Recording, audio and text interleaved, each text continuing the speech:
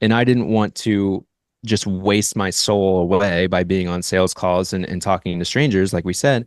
So I went to every single client and just asked a bunch of questions. Welcome to Unstoppable Podcast with Harry Sardinas, inspiring conversations with influential millionaires, investors, thought leaders, entrepreneurs who are making a massive difference with their innovative products and services, and sharing the challenges and wisdom of how they sold their first million. Brilliant. And Kobe, I want to expand in one of them that people don't take seriously enough when entrepreneurs out there. I want to ask you what you think is the reason why. And it's about customer retention. Yeah. Mm-hmm. I think that my first property business, we managed to sell over 5 million.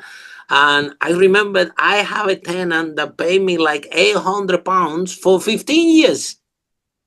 So you can multiply. Exactly. How much this is per month? Yes. Yeah. And then this is 1 year. Now you multiply times 15. Yeah. Yep. I only acquired the client one time. Yeah. Yep. But when you deliver a good service and you keep your clients happy and you care about your client and like I tell you, a lot of people say out there, oh, all the clients should be treated the same. Well, sorry to break it down, but the clients that spend more with you, they have a special attention, right? Because that's what facilitates customer retention. So, Kobe, why, if this is key for business, and I'm glad that you said that you have clients that you manage to retain for years, right? Mm-hmm. And these have been massive key in your success. That's why you're sharing the 5 steps. Why the rest of the people are not there? Why everybody's spending all the money trying to find strangers and trying to bring more strangers to the business and not taking care properly of the actual clients that they have? They already have the relationship. What do you think is the problem?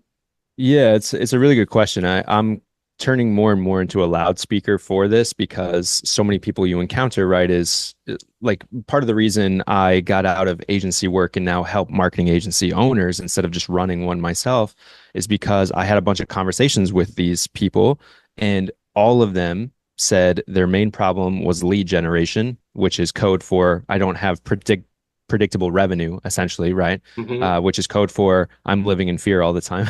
What if it what if it all falls apart? And then the other one is just that they felt like they were doing it alone, right? So that's kind of what forced me to kind of go into this. I had no intention necessarily of being a coach to other agency owners until it seems blatantly obvious it's what I need to do, because I personally burnt out back in 2022 a couple of times doing all of the things that these people are doing. I need more leads, which means more calls, more, more outreach, more expense, all this sort of stuff. And when I burnt out, I was like, I'm done with all of this. I was getting on 20 meetings a week minimum. And I was like, I can't do this anymore sustainably. I've already burnt out once and then I burnt out a second time and I was done with it. Right. So basically, I forced myself through that personal experience to how do I solve the problem without having to continue to contribute to it, which is more calls, more convincing, more strangers, all this sort of stuff. Everybody hates it. Right. If you like talking to strangers and convincing them, you're a rare breed and you should do that.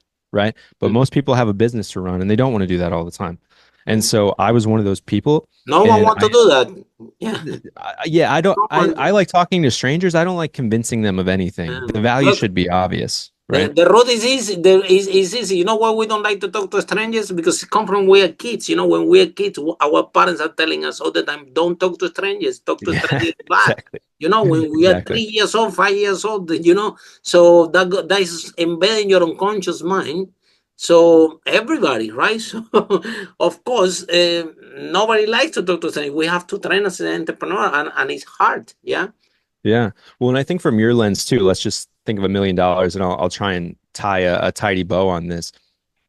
If you asked any person, regardless of what industry they're in, if they did service-based business and they required clients on a retainer model, they would say they'd prefer less than 50 clients, probably like 20, 25 clients to make $1 million rather than 120 to make $1 million, right? Absolutely. So we're talking value. What's the downside with it? Okay, if a client leaves, then you're losing a large chunk. But so long as you can keep a core happy, which is retention. And it's not nearly as hard as you think. And you can increase their value over and over. You have a very healthy, low stress business. It's predictable, right? And that's what clients crave too. Like if the question is how do you retain clients for years, it's really, really simple.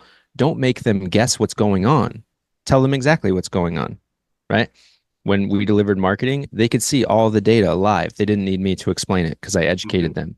I would be proactive instead of waiting for them to have a problem. I would say, hey, I'm noticing these few things that I'm watching. Which one of these do you want to take my attention for your business? Or this is where people really fall short to answer your question, I think, because now I'm going on a tangent, Harry. But to answer your question in terms of why wouldn't people do this, once they get the client, they stop asking questions. They stop solving problems. They bought my thing, right? When I burnt out, we needed to make more money. Hey, Brilliant. we're doing this really, really well. What other problems do you have? And because they already knew, liked, and trusted me because we'd been working together for a while, they told me. And then I'd say, okay, tell me more, go deeper. Why is this a problem? And then they'd tell me. And then I would go to them and say in that same call, hey, this is kind of what we can do. This isn't perfectly fitting our service, which is why we're not doing it right now. But if there were a way to solve X, Y, and Z problem, and let's say I just put it into a slide deck, not even a proposal, just to like see if it would work. Let's call it a beta program. If we could solve this in a beta program, would that be something you'd want to talk about? Easy, yes. Of course, I have a problem. You think you can solve it. Let's hear more. You put it into a slide deck. You spend 20 minutes. I give all my students and clients like templates that they can use that I personally used to like generate ridiculous amounts. And I'm not a salesperson. And then you say, hey, here's a solution to your problem. Do you want this? And you put a price tag on it. They already know, like, and trust you. So it's not awkward. 50% of them say yes. You've now just increased the LTV without having to do work ahead of time, aside from 20 minutes to put the idea on a slide deck. And then you collect payment before you actually have to do the work.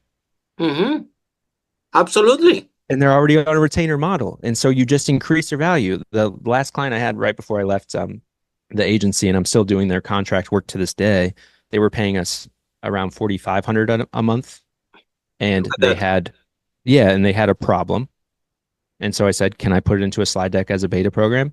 I gave them the works. They wanted the works. They turned into a $15K per month client because I asked a question and put a slide deck together. Wow, that's amazing. That's brilliant. Right?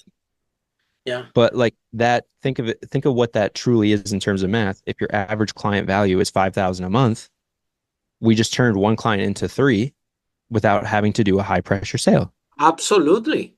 Absolutely. Right? So anyways, I get passionate about it, but like that's an example. Like if you're not asking clients questions, because because it's very important, and we have to stress this a lot because we really want to help the entrepreneurs here in this broadcast. We want all the entrepreneurs to be healthy, wealthy, and happy. And we find this a lot.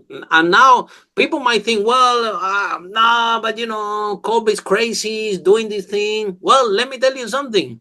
The Amazon, the biggest company in the world, the more money he make, yeah, that's the only reason why they are brilliant, is because they are experts in customer retention. Yeah, and think of the flip side of this too. Yeah, not to cut you off, but think of the flip side with this too. If you're very one-to-one service oriented with retention, the more work you do for them, the harder it is to fire you.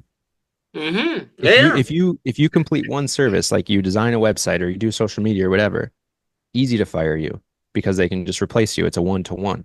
But if you do all of their marketing, website, events, copywriting, social media, ads, whatever, now you're a partner. They can't fire you. It's like your CMO. It's like your growing partner, part of the thing. But also, like Amazon, right? Why Amazon? All the success of Amazon is very simple. They say, okay, we're gonna put all the money, energy, and everything we have to make the best customer experience. Exactly. For our clients. Why they're leading the way, yeah. Yeah. So they can buy books. Yeah. Because that's what they were selling, books. Yeah. Yeah. And look at this. Yeah. Now everybody comfortable buying from Amazon a computer. So why would you buy a computer from a bookstore? Yeah, doesn't make sense. However, they understood in the .com, right, that when everybody was putting the money everywhere and everything, they understand, okay, we need to focus in customer retention, and we need to focus in have a great customer experience, because that's the other thing as well.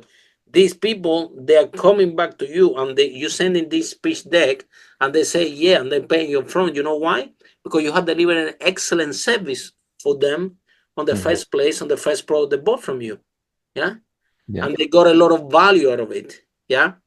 So if you focus in like you said, in your clients, like not to get the dollar and give the least value possible, but actually deliver a lot of value for your client, guess what?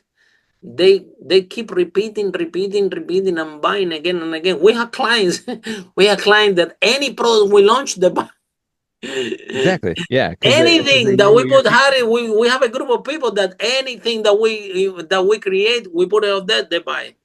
Hmm. Because they bought so many things from us during so many years, and they have a great experience, and they got a great value of everything that we have done, that that we launch it, and they just buy it, right? And this is, Yeah. but they know who's create. They already have we have the relationship with these people. Yeah. So I Mhm. think, Kobe, the problem is that people are not prepared to deliver this excellent service in a way that is required and give the final a lot of value to this first client, without knowing that this isn't a space for permission to marketing. With this isn't a space to open that relationship. Yeah. And Yeah. you can end up, offering more products and services to this client. Follow us for more interviews with world's most influential, audacious entrepreneurs that overcame challenges and adversity, providing you with the blueprint of how they sold their first million so you can grow your business exponentially.